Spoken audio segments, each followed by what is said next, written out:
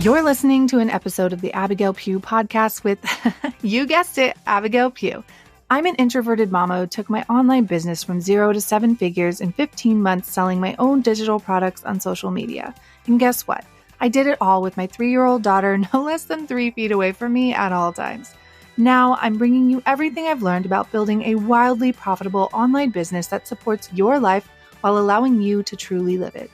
Get ready for raw, honest conversations with entrepreneurs making thousands per month selling their own digital products and people just like you who ditch self-doubt to create the life they've always wanted. If you're ready to make more money, have more impact, and still have time for the things that matter most, you're in the right place. Grab your sneakers, head out on your hot girl walk, and let's dive in. Never in a million years did I think that I would be recording a podcast to essentially publicly display the mistakes I've made front and center. Well, the mistakes I made around launching specifically, because we don't have enough time to go over all the mistakes I've made in business in one podcast episode, but I do think it's important to be open and transparent with you because nobody is perfect and mistakes are literally the reason I am where I'm at today. Now, before we get into my mistakes around my first digital product launch, I just want to clarify that I don't regret any of these mistakes because I learned so much more from these mistakes than I would have by sitting around overthinking everything, right? Which is kind of what I've always done previously before I started this personal brand. I swear I was the most indecisive person ever when it came to business.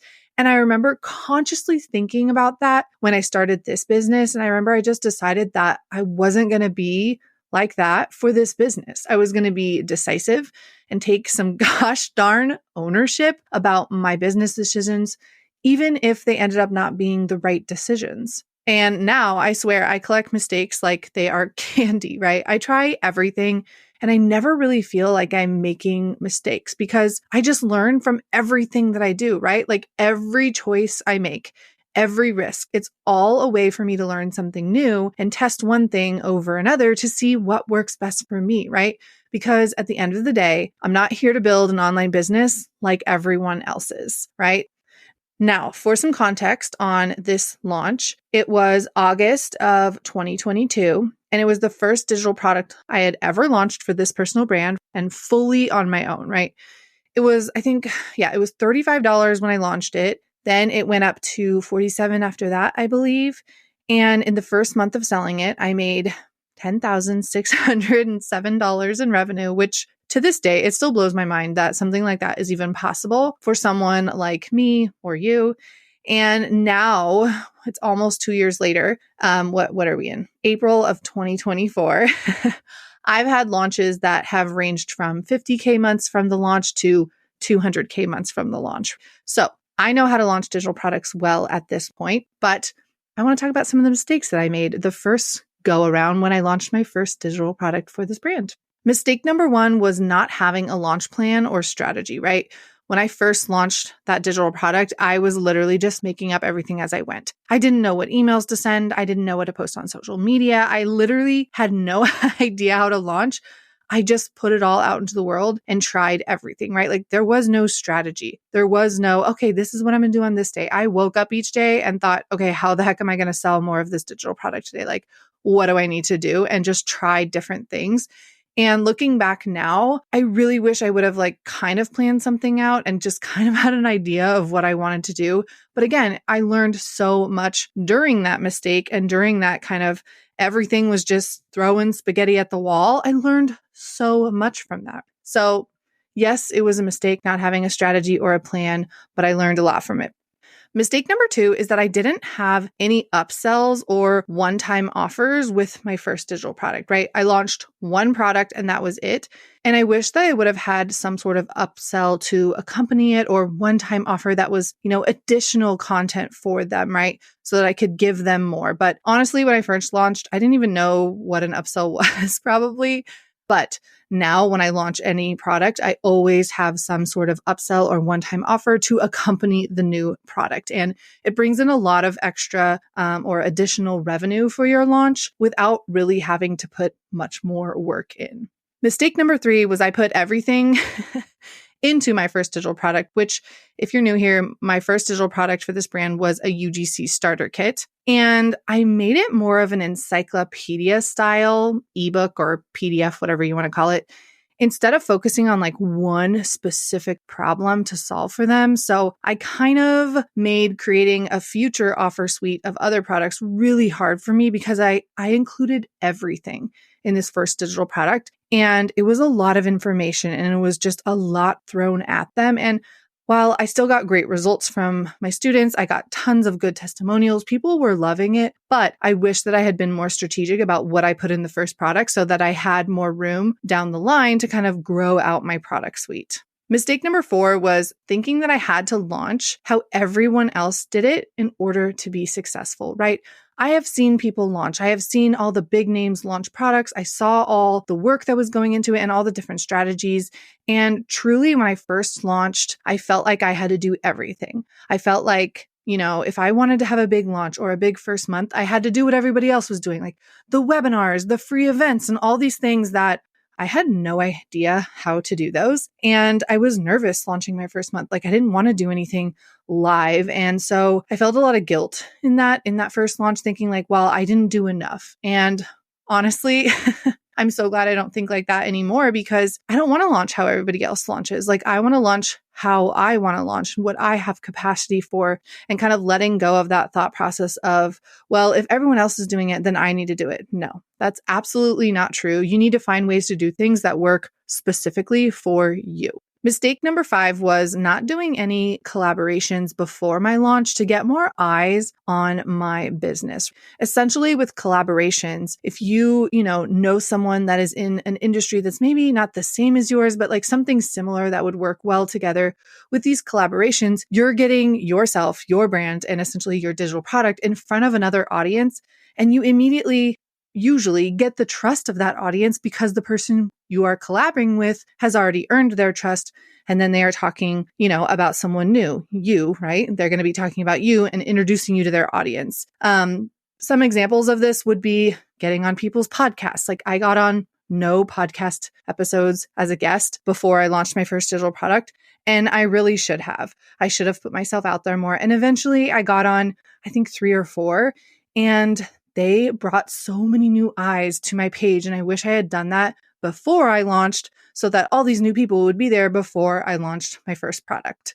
Now, I know I said it was going to only be 5 mistakes, but you know me, I'm going to do a bonus mistake. And this was not offering some sort of challenge or live aspect the first time I launched to get feedback and results from the students quicker, which essentially turns into better customer reviews for me, right? And in my first digital product, I didn't have anything live. I didn't have any way of connecting with them after and getting those reviews and supporting them a little bit more. And now, pretty much every time that I launch something new, there's some sort of live aspect. There's some sort of way for me to stay in touch with them or to see their progress or to be able to help them do something quickly, right? So sometimes there's a challenge, sometimes there's a live Q&A, right? But always adding some sort of element into your digital product that allows you to work with them a little bit more or support them a little bit more so they can get results quicker, right? And essentially you are going to get better reviews, which reviews sell products. You guys, if you can get good and transformational reviews from people, they will help sell your digital product so much quicker. So I wish that I had kind of done that from the start and just always found a way to be a little bit more involved so I could help them get better results. Okay, now that I've aired my dirty laundry for everyone to see and hear, let's go over a few things that I did right when I first launched that digital product. So one of the things that I kind of accidentally did, but now looking back, I realized that it really helped me a lot, was priming my audience that this product was coming, right? Like the second I started working on this UGC starter kit, I started talking about it to my audience. I started asking them questions about what they wanted inside of it, about what they were struggling with, right? I spent, I want to say a good almost 2 months kind of just talking about this product that was coming, talking about something that was coming that was going to help them and that was going to solve their problems. And essentially I was priming my audience so that when they were ready to buy, they were excited. They were primed. They were ready. They knew this was coming. I think on my first launch day for this product, I made 967, I want to say. Don't quote me on that. I wrote it down and then I forgot to bring it into my podcast closet.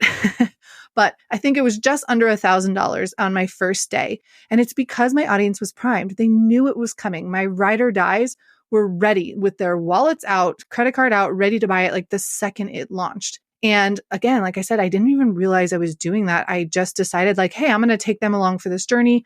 I want to get feedback from them. I want to know exactly what they want in this resource. And now I know it's called priming. Okay, something else I did really well in my first digital product launch was market research.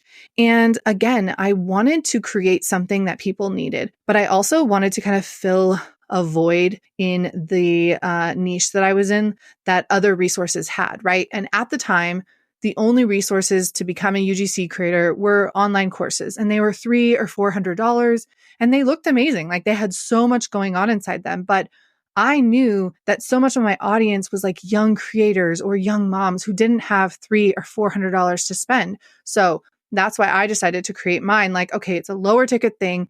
It's something that most people can try really hard and pull 35 or 47 bucks together to buy a resource. Whereas a lot of people couldn't afford $400, $500. So I did that market research to see like, okay, this is where there's a gap in the market and this is the product that I am going to create.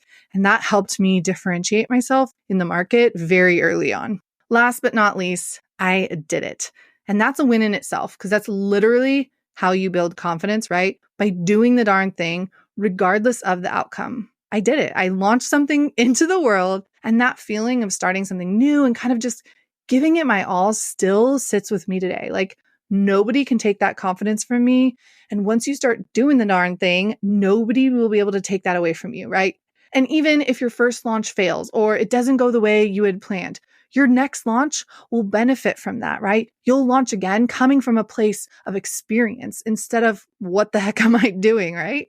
Now, before we wrap this episode in a pretty little bow, I want to say that I know launching can feel scary and overwhelming, especially when it's your first time, which is why I spent so many months creating Rich Girl Launch. I know a lot of you have been waiting for it, and I didn't want to rush this product because launching is, so unique to each person, right? And Rich Girl Launch is a very unique launch training with templates for basically everything you need to launch your digital product. And my favorite part about it is that it teaches you how to launch your way, right? It's not this generic launch plan. It literally teaches you how to successfully launch in a way that you have capacity for. Because at the end of the day, I know people love to say that everyone has the same 24 hours in the day. And to me, that's just not true, right? Like a single 22-year-old girl who has no kids doesn't have the same amount of time or hours in the day as a 33-year-old single mom of three, right? I mean, we all have different circumstances and we need to launch and build businesses that reflect that. And that's literally what I teach in all of my resources, honestly, is that you have to find ways to do things that work for you. So if you are someone that needs help launching your first digital product, or maybe you've already launched your first one and now you are launching your next digital product, but you don't feel confident in your launch plan or strategy, definitely check out Rich Girl Launch. I went ahead and linked it below in the show notes for you as well. You guys, the templates alone in this resource are going to make your life so much easier when it comes time to launch. I'm talking the exact emails, reels, stories, all of that is plug and play and ready for you to use during your next launch. And the best part about this resource is that you can use it over and over again every single time you launch something new. Okay, y'all, this was amazing. Time to go do some laundry, feed my kids some lunch, and get my hot mom walk in. Until next time.